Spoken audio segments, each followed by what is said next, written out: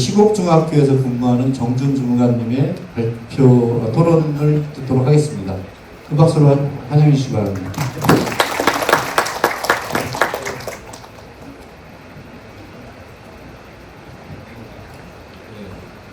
잘 들리시죠?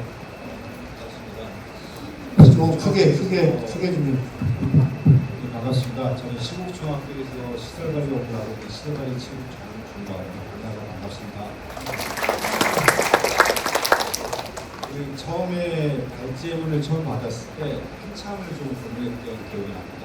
보통 이제 앞서서 발제자께서 말씀하셨는데 시설관리 업무 누가 할 것인가 이런 질문을 많이 받았었는데 이번엔 좀 발제자 찾으면서 시설관리 업무 누가 책임질 것인가 좀 이 주제에 대해서는 상당히 좀 의아했었어요 사실. 그러면 이제까지 소모적인 논적에서 벗어나서 좀 더 앞으로 나아갈 수 있을 것 같다. 한 걸음이라도 나아갈 수 있을 거다. 시설관리 담당하는 업무 입장에서 좀 그런 잠깐의 생각이 좀 들었었습니다. 그래서 여러 가지 쭉 보면서 이런저런 고민들이 왜 이 시설관리 직렬에서는 이런 고민이 없었을까 하는 많은 안타까움이 많았고요. 또 늦었지만 이렇게 바라보는 시각들과 그리고 이게 많은 사람들이 고민하고 있다는 것에서 참으로 좀 반갑게 있었습니다. 여러 가지 좀 미묘한 감정들이 교차하면서 좀 토론문을 쓰기 시작했었는데 처음에 썼는데 이게 한 3주 된 것 같아요. 또 잊어버려가지고 오늘 다시 오면서 한참 공부했었습니다. 좀 앞뒤가 써놓은 게 있었는데 주로 책자를 참고해 주시면 주소가 없이 하더라도 이해해 주길 부탁드리겠습니다. 좋은 이야기 굉장히 많이 해주셨어요. 제 입장에서는 현업에서 시설관리 입장에서는 학교에서 무조건 시설관리가 한 명이 필요하다는 것을 여러분 다 아시게 됐을 겁니다. 여러 가지 제가 여기에서 왜 필요한지 막 서두가 써놨습니다. 이거는 사실은 우리 다 알고 있는 내용이지 않겠습니까?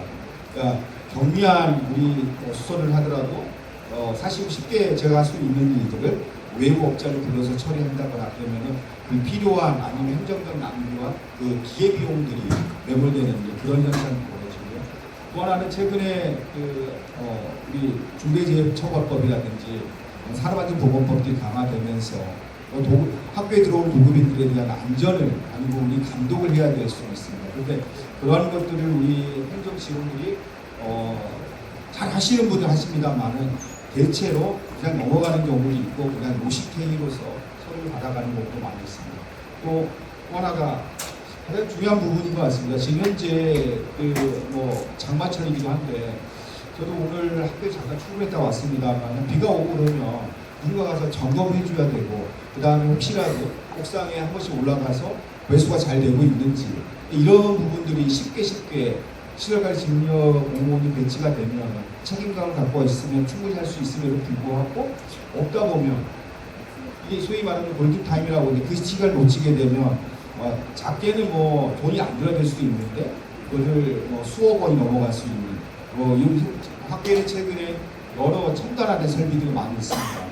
이런 설비들이 혹시라도 예기치 못한 불의한 사고에 하게 된다면 골든타임이 상당히 중요한데 그런 것들이 시설과 직렬이 없음으로써 벌어질 수 있다는 것 또한 있고요. 그 다음에 또 하나가 제가 학교에서 가장 근무하면서 느끼는 것들이 온갖 법적 관리들이 점점 늘어나고 있습니다. 하지만 이분들이 동시에 오는 게 아니더라고요. 그렇지 않습니까? 어떤 분은 한 달에 한 번 오시는 분도 있을 거고 어떤 곳은 한 달에 4번 오는 것도 있을 거고 전기도 내립되잖아요. 그러다 보니까 굉장히 파편해서 들어옵니다. 그러니까 업무에 집중할 수가 행정실 직원들이 오게 되면 사실은 안내하는 것도 어렵고 그리고 그냥 열쇠 정도 주고 가라고 하는 게 현실인 것 같습니다. 근데 이런 것들이 그러면은 우리가 지켜보지 못하는 돈을 주고 있지만 양질의 안전관리자 위탁 업체를 만나면은 좋을 수도 있겠습니다만은 사실 그러지 않은 경우도 우리 계속 보고 있습니다. 그래서 그들이 서비스라든지 아니면 품질이 좋지 않다 그러면 매년 또 다른 업체를 선정하고 하지 않습니까? 여러 원인 중에 하나가 있는데 그런 것들 보면 이런 것을 명확하게 현장에서 걸러주고 그리고 함께 관리 감독해주고 그리고 견적 같은 걸 냈을 때 현장을 아는 사람이 같이 견적 부풀리기 하지 못하게 하고 그런 것들이 해주게 된다면 시설관리 직렬이 있음으로써 행정직 분들의 업무가 대폭 이 분야에 대해서 감소될 것이라고 저는 생각하고 있습니다. 그래서 그 일각에서 주장하듯이 시설관리직 공무원이 단순 노무 때문에 있는 것이라는 일반적인 시각이 여전히 존재하는 게 사실입니다. 하지만 오늘 이 토론을 계기로 꼭 그렇지만은 않다. 그것은 일부가 있을 수 있다라고 생각합니다. 사실은. 그러니까 제가 여기 오면서 제가 해외 사례를 좀 살펴봤었습니다. 미국하고 일본의 사례를 좀 살펴봤었는데 좀 자료 잠깐 찾아보겠습니다. 찾아봤었는데 거기도 마찬가지입니다. 일본도 미국도 똑같이 학교에 우리 같은 시설관리 직렬에 준하는 공무원이든 사람이 정규직으로 존재한다는 겁니다. 그러니까 미국 같은 경우는 보니까 커스커디안이라고 해서 학교에 좀 존재하고 있고, 일본도 학교 공무원이라고 해서 이건 아마 저희 공무원 체계가 일본을 따라왔다 보니까 구기능직 공무원 이상 같습니다. 그런 분들이 존재하고 항상 있습니다.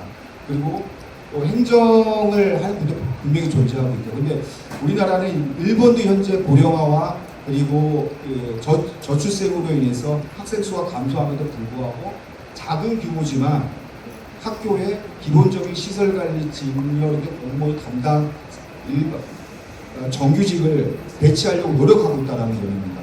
그러니까 우리처럼 이렇게 막 경기도 교육청뿐 아니라 대한민국의 모든 지금 교육청이 지금 이러고 있는데 이렇게까지 내팽개 두지고 있지는 않다라는 점이 시사하는 바가 있고, 또 하나는 그 일본하고 미국의 사례를 찾아보니까 철저하게 이용화를 하고 있습니다.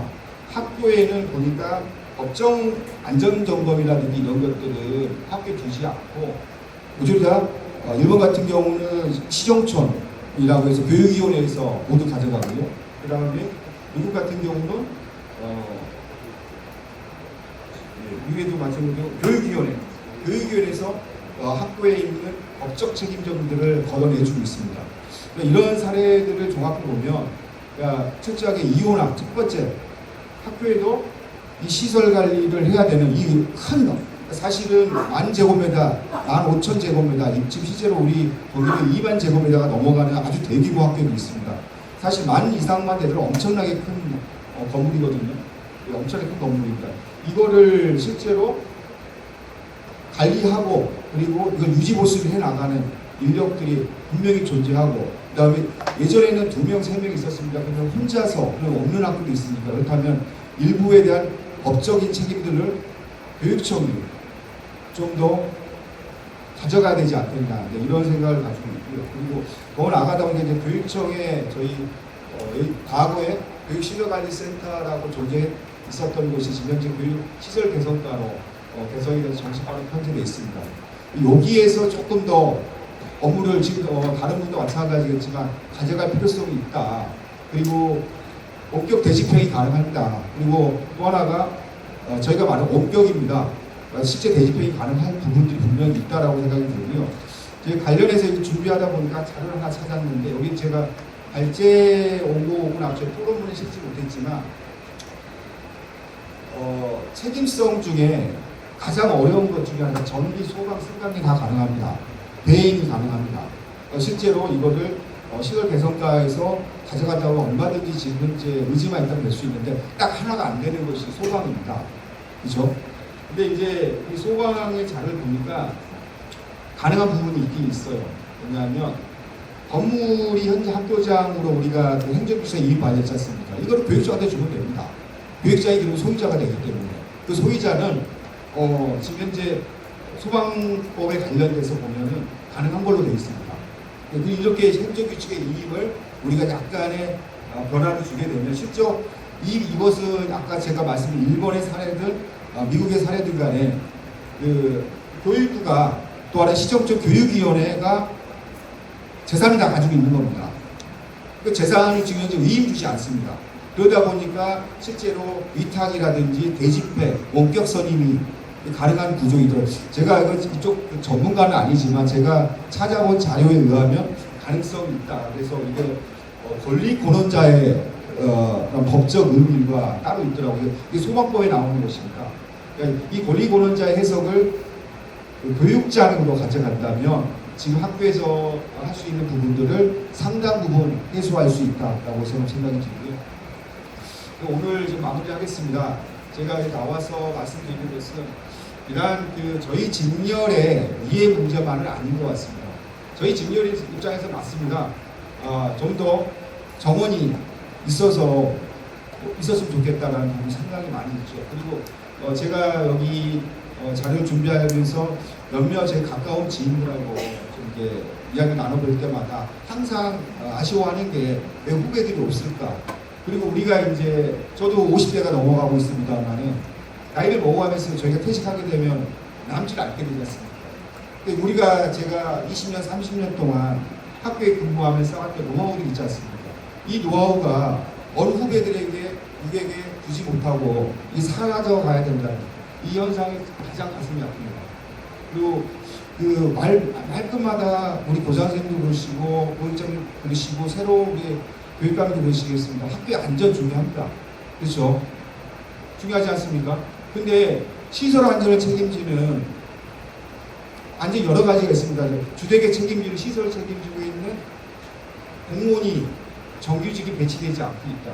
이러면서 어찌 시설 안전 그리고 안전 관리를 논할 수 있는 것인지에 대한 상당한 의문점이 들고 있습니다.